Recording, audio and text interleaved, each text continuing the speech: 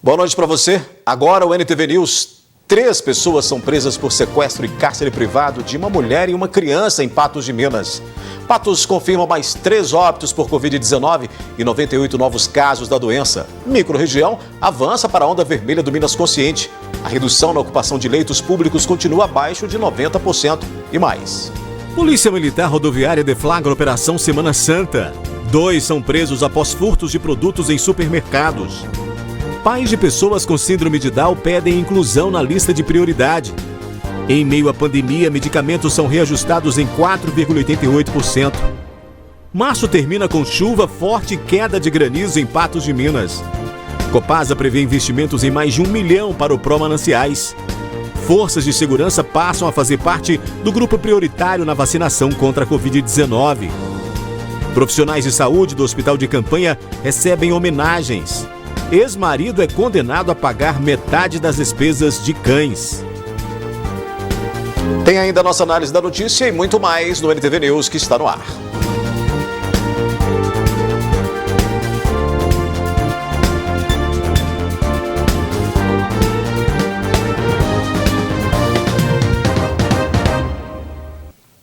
Teve início hoje a Operação Semana Santa da Polícia Militar Rodoviária com reforço na fiscalização das rodovias na região.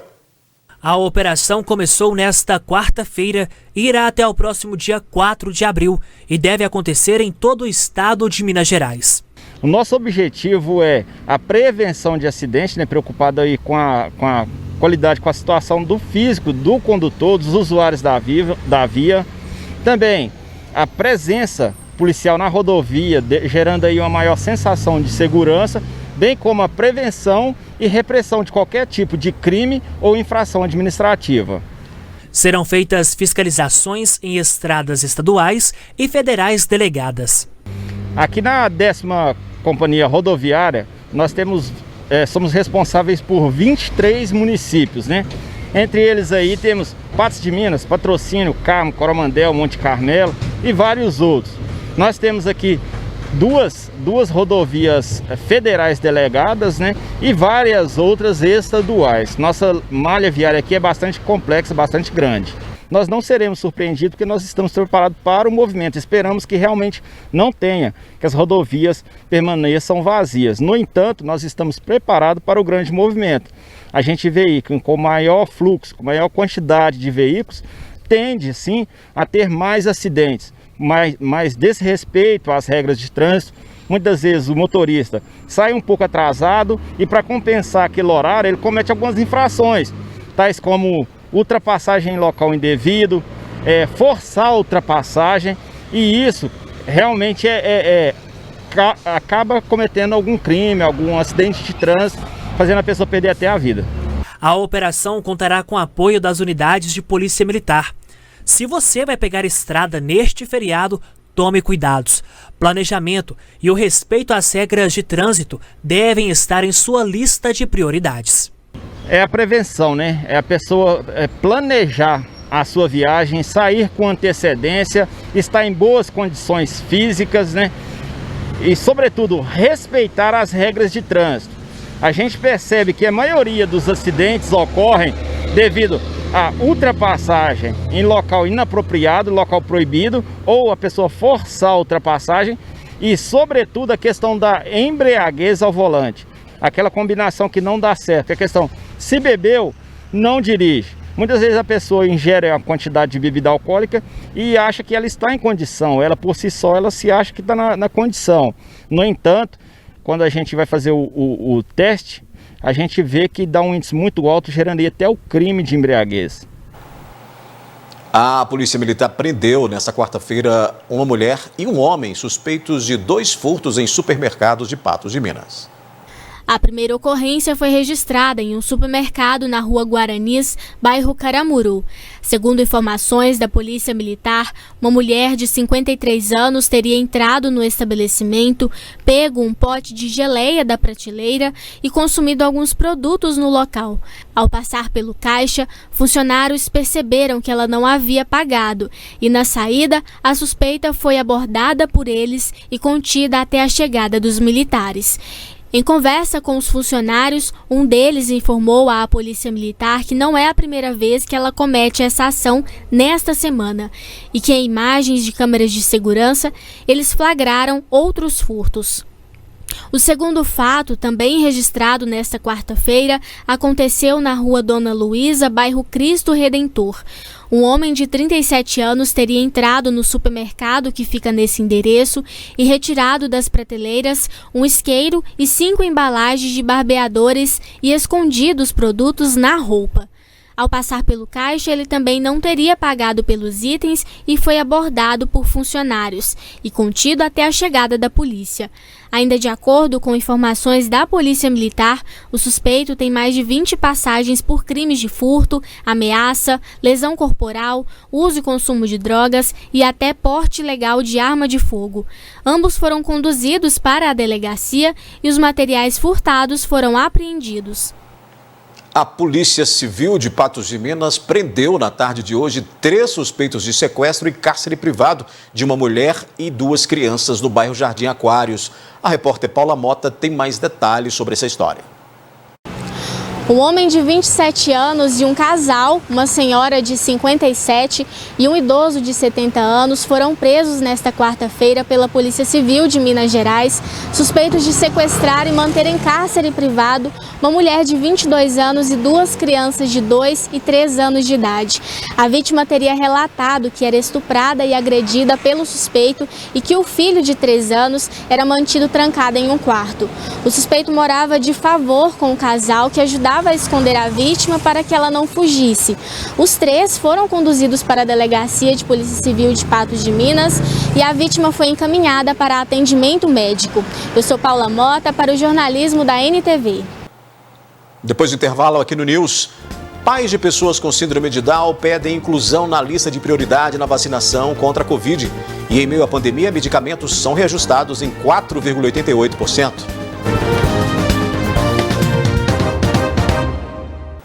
Há grupos que lutam para antecipar a prioridade do Plano Nacional de Imunização, como quem tem a síndrome de Down.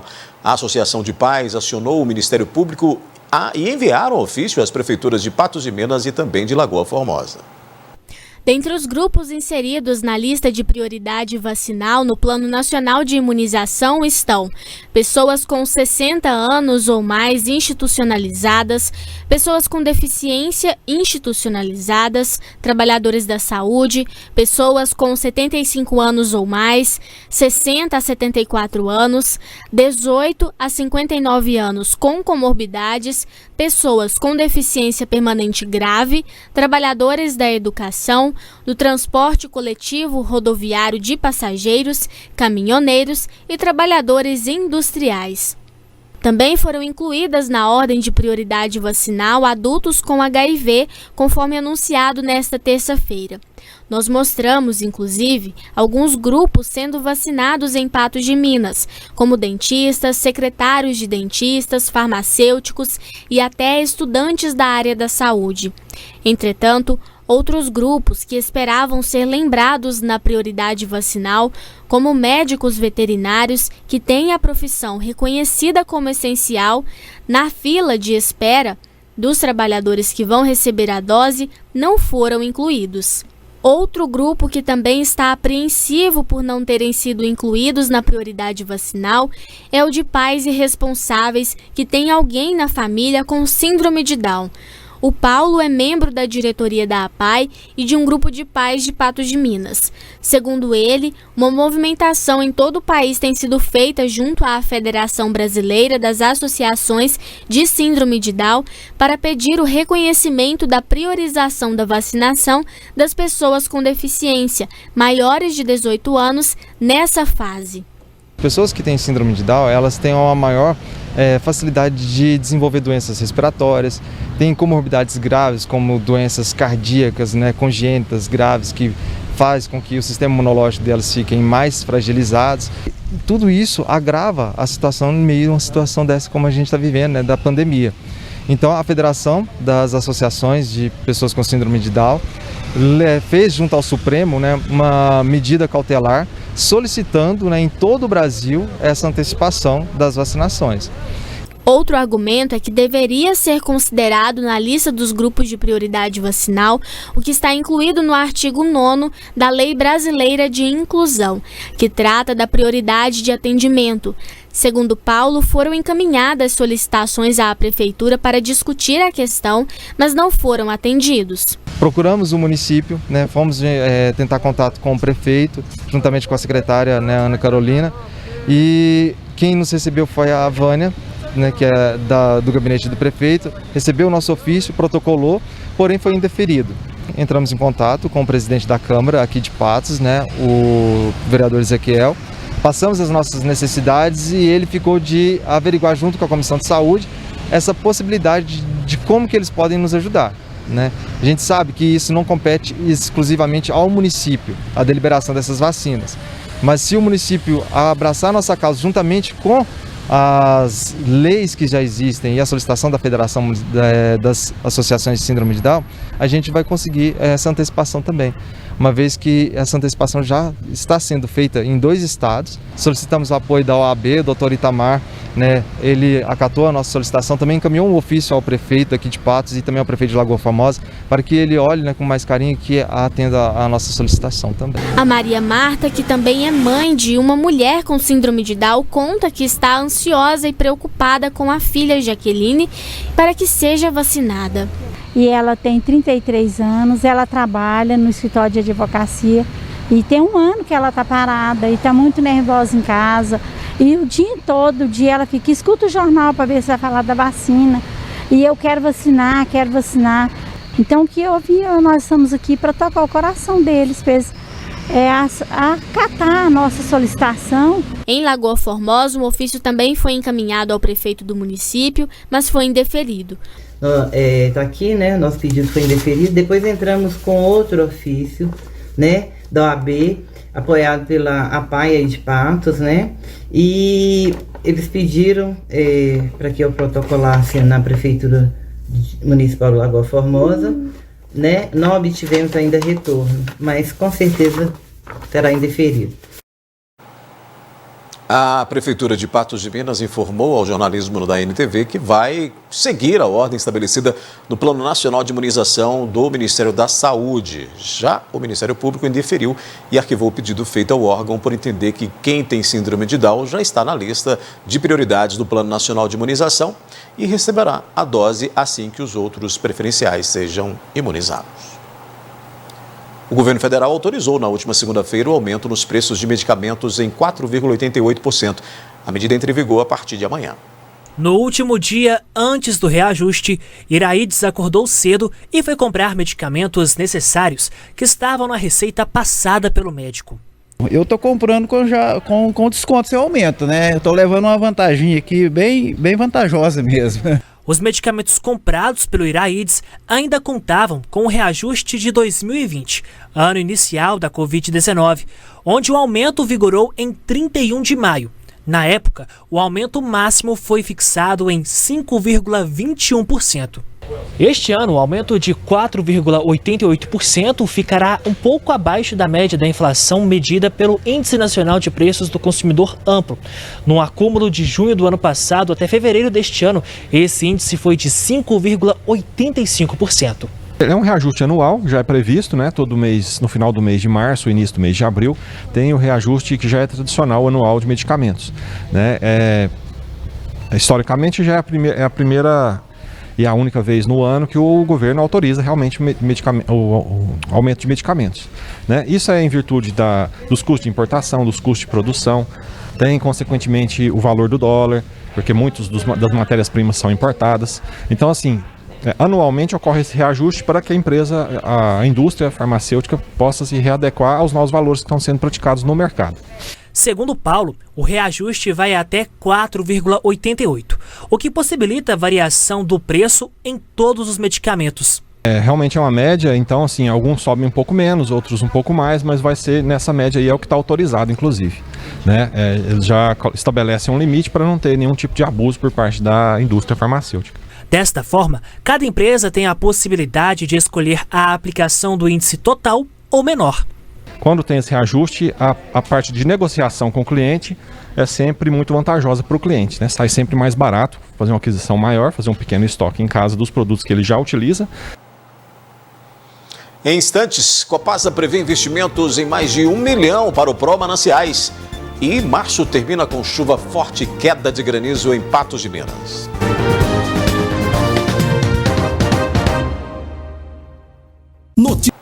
Diferente do que estava previsto, o mês de abril deve ter maior ocorrência de chuvas em Patos de Minas e região, segundo a meteorologia. E neste último dia de março, choveu forte na cidade. Nesta quarta-feira, choveu bastante, inclusive com queda de granizo. A chuva veio rápido, mas com muita força em alguns pontos da cidade. Foram vários os vídeos enviados à nossa redação, mostrando o granizo que caiu durante a precipitação nesta segunda semana de outono. O climatologista Adalberto Vieira explicou o porquê desta ocorrência climática que tanto chama a atenção. Como é que se forma o granizo? É interessante isso. Na verdade, a gota de chuva ela se forma em torno de um núcleo de condensação. E essas nuvens, normalmente, como nos nimbos, são nuvens muito altas, que podem até 7 km de altura, da base da nuvem até a parte mais alta. Isso faz com que nós tenhamos temperaturas muito baixas nas partes mais altas. Quando esse núcleo de condensação se forma, ao invés de ele simplesmente passar para o estado líquido, ele forma moléculas, partículas de gelo que vão se aglutinando. Normalmente isso derrete na hora que ela está descendo até chegar na superfície terrestre. Mas muitas vezes esse núcleo tem um tamanho maior que ele chega ainda intacto ou ainda com tamanho significativo aqui. O que nós tivemos esses dias, formação de pequenas pedrinhas de gelo, né? Diferente do previsto, o mês de abril deve ser com maior índice de chuva. Nós esperávamos aí já essas chuvas no início de abril. E uma coisa importante, a previsão é que nós teríamos elas agora no início de abril e um espaço grande sem chuvas. E a previsão, a gente sabe que isso é randônico, ele sofre alterações em função do movimento das massas de ar, da época do ano. E nós podemos dizer que a previsão é melhor agora para o mês de abril, com quase ao longo do período todo em torno de 100 milímetros acima da média agora é a previsão para esse mês. Apesar do calor e do sol forte nos últimos dias, a previsão, segundo Adalberto, é de que as temperaturas comecem a cair com a nova estação. Que é função dessa entrada do outono é a temperatura começar a cair. Ah, mas vai falar que está caindo a temperatura nesse calorão que está fazendo? Próxima semana nós já vamos ter temperaturas mínimas abaixo de 17 graus. Então, temperaturas mínimas abaixo de 17 graus. E essa tendência é que a mínima vai caindo à medida que o outono se direciona ao inverno. E no quilômetro da MGC 354, nas proximidades da ponte do Ribeirão da Mata, em Patos de Minas, a chuva forte que caiu no início da tarde provocou a queda de algumas árvores que ficam às margens da rodovia. A Polícia Militar Rodoviária informou que foi realizada a limpeza parcial da via. O restante dos materiais ainda será removido e a polícia alerta para que os motoristas redobrem a atenção no trecho devido aos galhos que ficam ali pendurados nos troncos. A Copasa tem previsão de investimento em mais de 1 milhão em ações do Pró-Mananciais até 2021. Entre as ações estão o plantio de mudas nativas, cercamento de nascentes e adequações em estradas rurais. Segundo informado pela Copasa, em 2021 devem ser investidos mais de R$1 milhão em ações que visam a preservação ambiental em toda a unidade de negócio Oeste, somente no primeiro semestre deste ano. O investimento provém do programa Pró-Mananciais da Copasa e será aplicado nas microbacias das regiões do Triângulo, Pontal, Alto Paranaíba e Noroeste do estado. Devem ser executados ainda neste ano pela companhia quase 26 mil metros de cercas ao redor de nascentes e matas ciliares, plantadas 2.511 mudas nativas, regularizados mais de 30 quilômetros de estradas rurais e construídos 1.036 bolsões, que são bacias de acumulação de água. Além de mais de 22 quilômetros de curvas de níveis, Desde a implantação do programa em 2017, já foram plantadas 13 mil mudas, construídos 23 mil metros de cercas no entorno das áreas de preservação permanente, adequados 8.700 metros de estradas, feitos 54 bolsões e 20 bigodes, que são regos que direcionam a água da estrada para os bolsões. A previsão é para que em 2021 as ações sejam executadas na microbacia do córrego do Serrote, zona rural de Patos de Minas. Daqui a pouco tem a nossa análise da notícia aqui no News. Microrregião de Patos de Minas avança para a onda vermelha do Minas Consciente. Forças de segurança passam a fazer parte do grupo prioritário na vacinação contra a Covid. Patos de Minas confirma mais 3 óbitos pela doença e 98 novos casos da enfermidade. Mas a redução na ocupação de leitos públicos continua abaixo de 90%.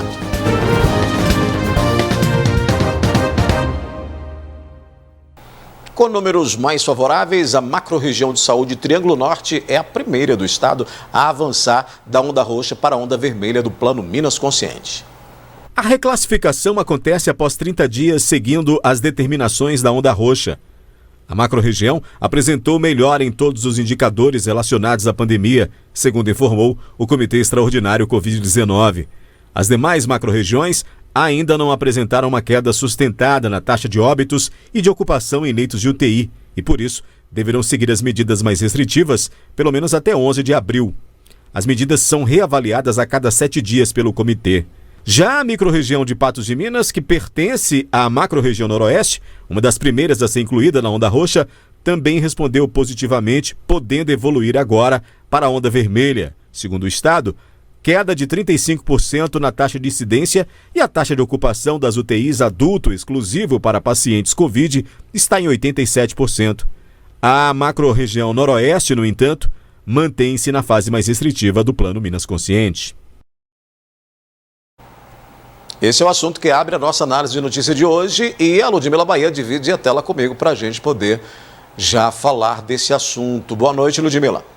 Olá, Odair, como vai? Boa noite para você, para todos que acompanham agora o Análise da Notícia no NTV News. E a gente tem essa informação, essa decisão do Comitê Extraordinário da Covid-19, dessa flexibilização para a macro Triângulo do Norte e também para a micro Patos de Minas, porque o Estado entendeu que não era mais necessário fazer esse cinturão coordenado de forças em todo o território, flexibilizando as medidas para essas regiões, e os prefeitos já trataram de agilizar decretos para maleabilizar essas medidas no caso daqueles que seguiam a onda roxa. Pois é, alguém deve ter realmente percebido e ficado curioso. Vou pedir o Luiz para colocar para a gente na tela. No painel do Minas Consciente, o portal de transparência mostra aí uma divergência, Ludmila. Pode colocar, Luiz, essa daí para a gente? É da vermelha para a gente? A reclassificação não. Acontece após 30 dias. Não. Isso, exatamente. Porque aí, Ludmila, você observa que nós temos aí tanto a macro quanto a micro na vermelha, né? Ou seja, há uma discordância aí e é um erro, porque a macro continua na onda roxa. Só essa curiosidade é porque, afinal de contas, nós temos aí, inclusive, essa situação não só para Patos de Minas. Quando você consulta as cidades da nossa micro-região, todas aparecem com a macro também vermelha e a macro ainda não avançou, né? Essa confusão, ela é recorrente. Às vezes até colocam vermelha, escreve vermelha e o mapa está em amarelo, ou o mapa está vermelho e aí escreve ali amarelo, mas no texto é colocado que a micro Patos de Minas está aí nessa onda dessa forma, né? Então, o que a gente sabe é que na onda vermelha ela tem aí mais possibilidade e autorização de diversos comércios para funcionarem normalmente. Entretanto, Patos de Minas, assim como outros municípios da microrregião, não seguiam a medida impositiva dessa onda roxa. Os prefeitos recusaram a continuidade e aí a gente já vem de algumas semanas em que os prefeitos não quiseram e determinaram as próprias medidas restritivas, e na circulação de pessoas a gente não teve praticamente nenhum impedimento nessas cidades que envolvem a microrregião. Os prefeitos decidiram por medidas, algumas em comum entre essas cidades, outras não. E aí é que a gente tem que ver esse comportamento, como será daqui a algumas semanas. Até porque, Odaí, a gente sabe muito bem que o que a gente está colhendo agora não é fruto do que a gente está fazendo hoje, ou ontem, ou na semana passada. É fruto do que a gente fez há 15 dias ou até mais. E digo e acrescento que todo esse desenrolar da situação na pandemia é justamente um acúmulo de atitudes ao longo de todo esse processo. Então, ao flexibilizar, o governo entende que a situação melhorou, mas é preciso que a gente faça esse reforço no alerta que não acabou, e que essas medidas de segurança, essas medidas de cuidados, elas sejam continuadas. Entretanto, o que a gente percebe é que quando há essa sinalização, quando há essa flexibilização, e principalmente quando não tem uma fiscalização junta, quando não tem uma fiscalização eficiente, as regras são burladas facilmente. Por falar em iniciativas ou em decisões do Estado com relação à pandemia, Ludmila, forças de segurança de Minas Gerais serão imunizadas com a chegada dos próximos lotes de vacinas contra a Covid-19. É o que informou na tarde de hoje o governador Romeu Zema. A inclusão deste grupo aos prioritários foi determinada pelo Ministério da Saúde por meio de nota técnica. O documento diz que será antecipado o envio de um quantitativo de doses de vacinas de maneira escalonada e proporcional, direcionado exclusivamente para a vacinação dos profissionais das forças de segurança, salvamento e forças armadas. Os trabalhadores deste setor, que não se enquadram nas atividades de linha de frente, deverão ser vacinados de acordo com o andamento da campanha nacional de vacinação. No grupo prioritário das forças de segurança estão os trabalhadores envolvidos no atendimento e transporte de pacientes, resgate e atendimentos pré-hospitalar, ações de vacinação contra a Covid, ações de vigilância das medidas de distanciamento social, com contato direto e constante com o público, independentemente da categoria. Ludmila, como é que a gente avalia essa inclusão, então, das forças de segurança nessa imunização já a partir de então? Justa e necessária. Era um pedido dos servidores, essa inclusão, essa subida na lista de prioridades, dado que é um público que está na rua, que está no fronte, que está na batalha, no dia a dia, exposto e muito exposto ao vírus também. Então, os servidores das forças de segurança brigaram, falaram muito, até que houve essa inversão aí. Mas o que a gente sente é que o governo de Minas Gerais segue muito o que dita o próprio governo de São Paulo.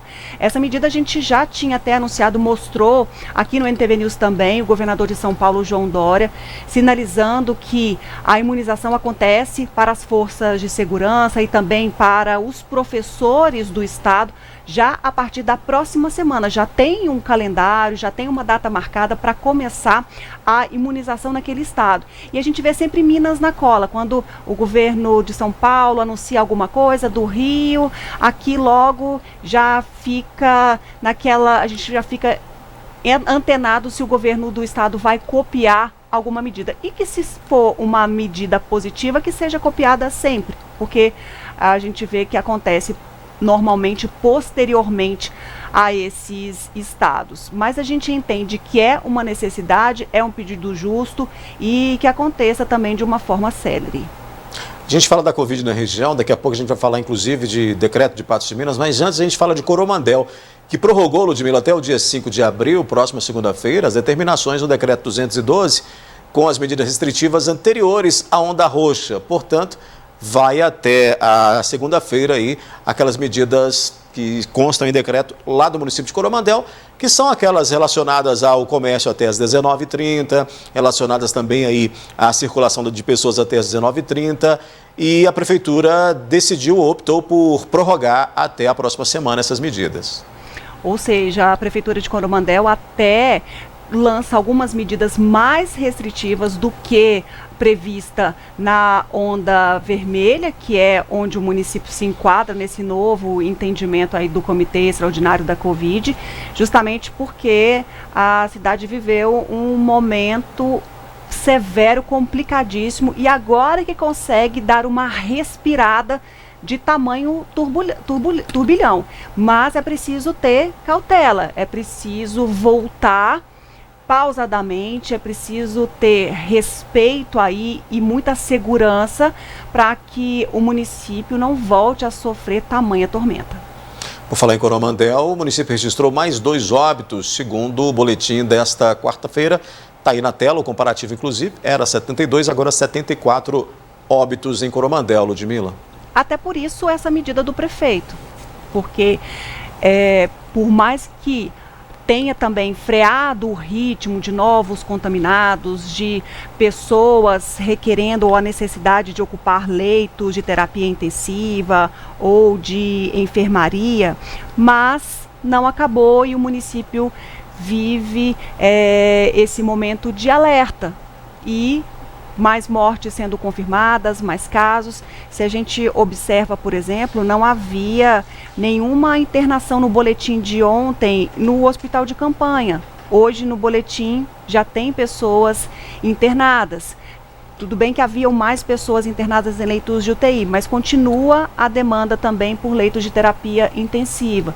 Então não dá para pegar um dia isolado ou poucos dias anteriores e tomar aquilo como a situação que passa o município naquele momento. É preciso sempre ter cautela, cuidado quando a gente fala de Covid-19. A gente fala então dos números em Patos agora. 98 novos casos em relação ao boletim de ontem. O número de recuperados continua acima de 90%, mas 3 mortes, ou mais 3 mortes foram confirmadas, ocorreram entre os dias 25 e 29 de março. E as vítimas tinham aí entre 62 e 65, aliás, tinham 62, 65 e 79 anos de idade, Ludmila. Nesse comparativo aí, o que a gente já pode avaliar entre ontem e hoje aí nesses números de Patos de Minas? O que a gente percebe, Odair, que tem diminuído aí a questão de novos infectados dia a dia nos boletins epidemiológicos. O que a gente tem que ver é se essa queda vai acontecer ou vai permanecer nos próximos dias para a gente atestar que isso é uma evidência no município. Mas é claro que há uma diminuição do número de casos ativos, essa é uma preocupação, porque se a gente tem mais pessoas circulando com o vírus, a probabilidade de mais pessoas adoecerem é grande, então a gente tem uma diminuição aí em relação à semana passada, por exemplo, quando a gente tinha ali mais 150 novos infectados com relação a casos ativos ou em isolamento domiciliar em relação à última quarta-feira. E, infelizmente, o que a gente percebe dia a dia no boletim que marca os boletins epidemiológicos de Patos de Minas é que a gente não tem trégua no número de mortes. A gente tem, sim, uma diminuição, uma sinalização para queda nos infectados. Entretanto, a gente vê dia a dia mais mortes sendo registradas no boletim epidemiológico.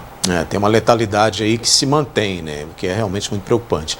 A gente fala também da ocupação hospitalar, né? A taxa de ocupação de leitos Covid públicos, observando os números aí, permanece abaixo dos 90%, Ludmila. O único número que permanece abaixo de 90% é a ocupação de leitos de terapia intensiva, que muda rapidamente, porque hoje, em Minas Gerais, mais de 700 pacientes aguardam na fila à espera de um leito de terapia intensiva. Então, quando há uma disponibilidade, mesmo que não seja uma pessoa de Patos de Minas ou da região, pode vir de qualquer outra localidade do estado e ocupar rapidamente esses leitos disponíveis. Mas a gente observa com relação a ontem, há um crescimento, infelizmente, nos outros percentuais. A gente observa lá, ocupação de leitos clínicos, leitos públicos, há um aumento. Se a gente observa a disponibilidade geral, leitos clínicos e de UTI em hospitais públicos e particulares, também há um aumento. E também aumento na questão do total de internados. Isso leva a crer, Odair, que por mais que tenhamos aí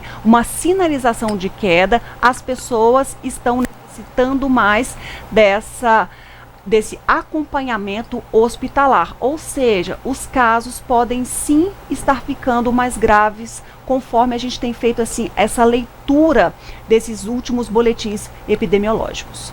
Vamos fazer uma parada rápida aqui na nossa análise, a gente volta já, porque com recordes de casos e mortes, a Fiocruz sugere lockdown para o país. Profissionais da saúde do hospital de campanha recebem homenagens e ex-marido é condenado a pagar metade das despesas de cães.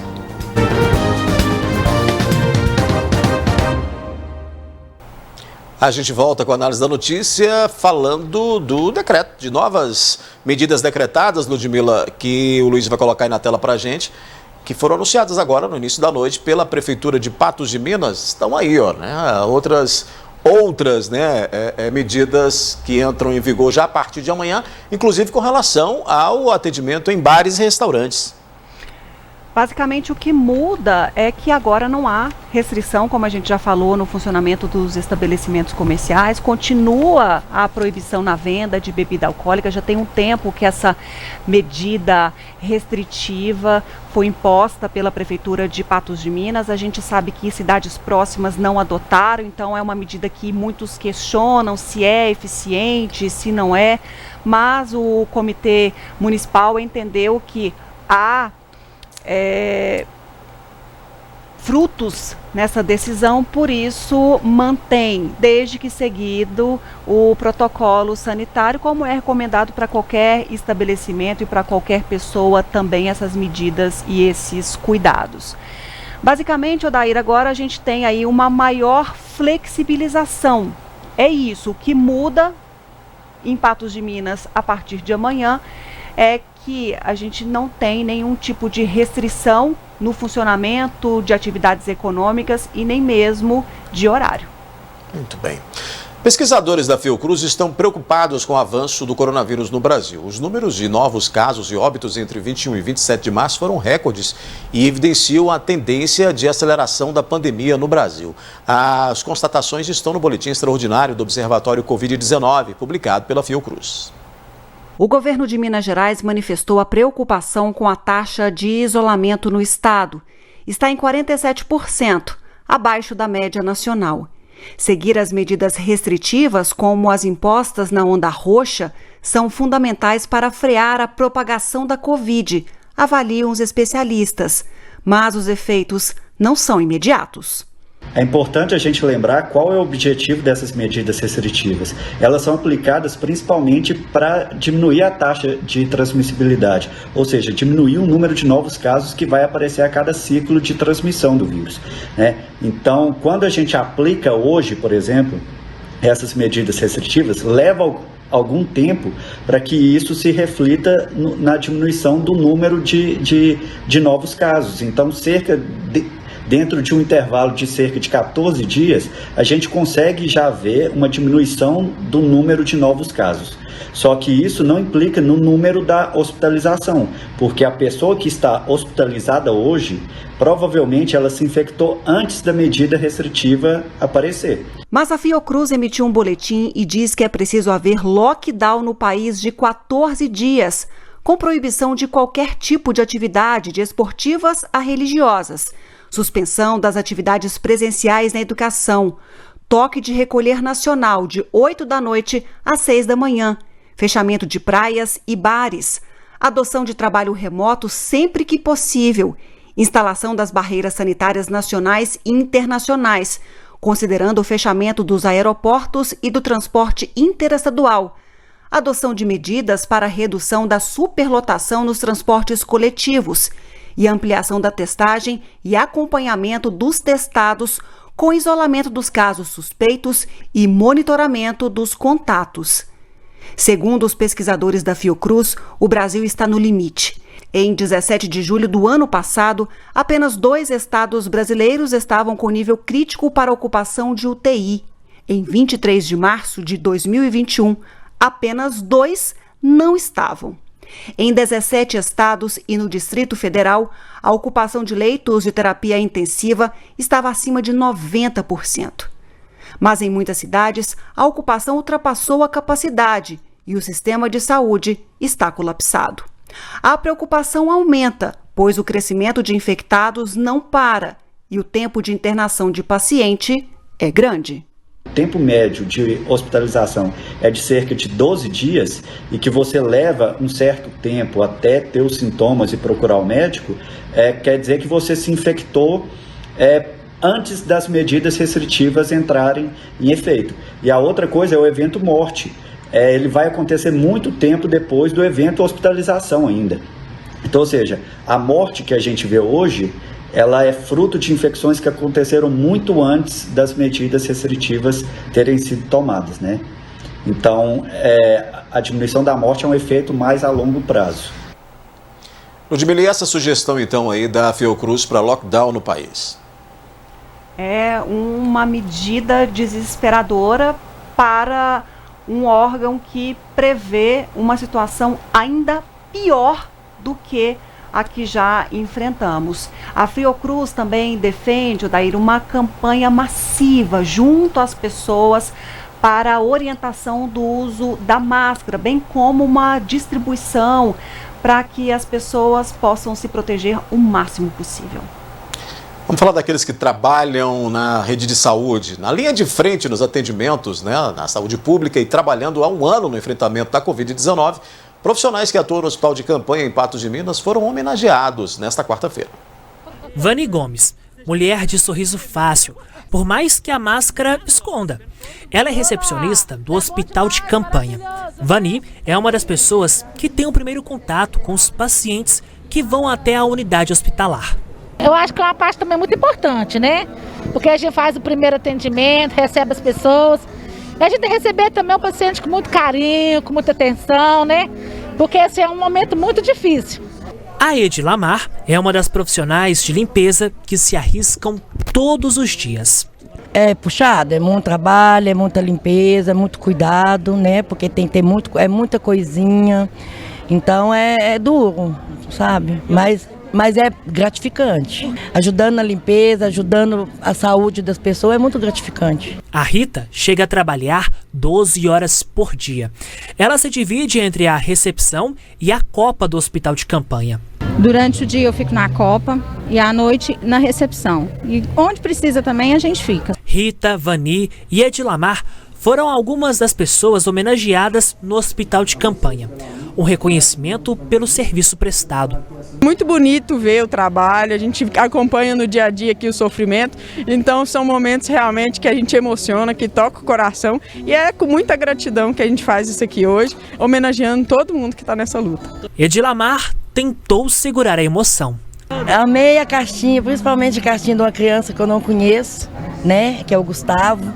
Estou muito emocionada mesmo, porque a gente não esperava, né? Não esperava. Para todas, sentimento de missão cumprida, reconhecimento que motiva a caminhada árdua.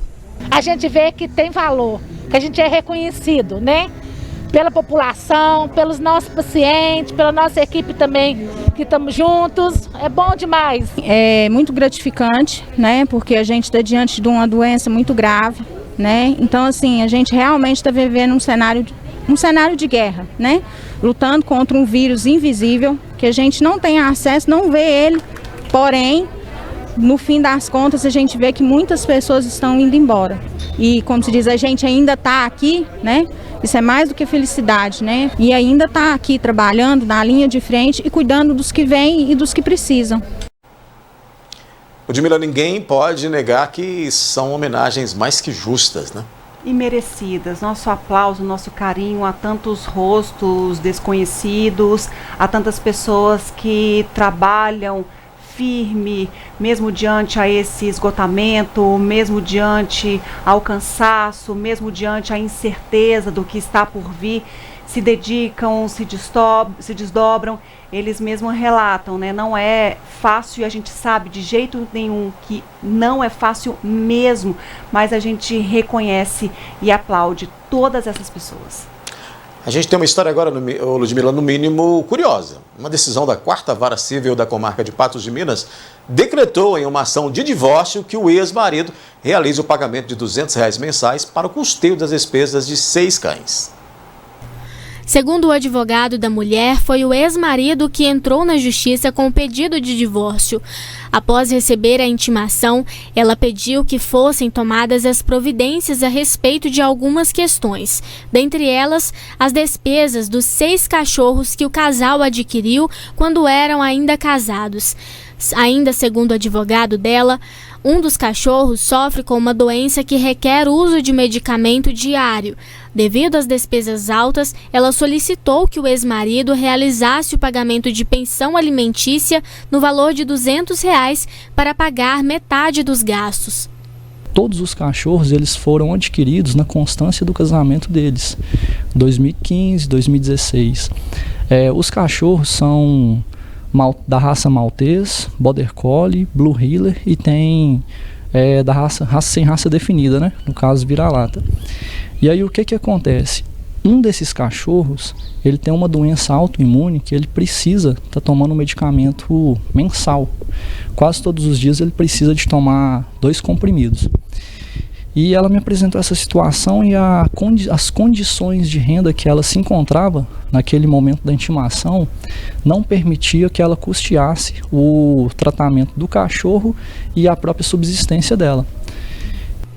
Outro argumento apresentado pelo advogado de defesa da mulher é que há um projeto de lei que objetiva regulamentar a guarda compartilhada para animais em caso de divórcio, tendo em vista que eles são considerados seres dotados de sensibilidade.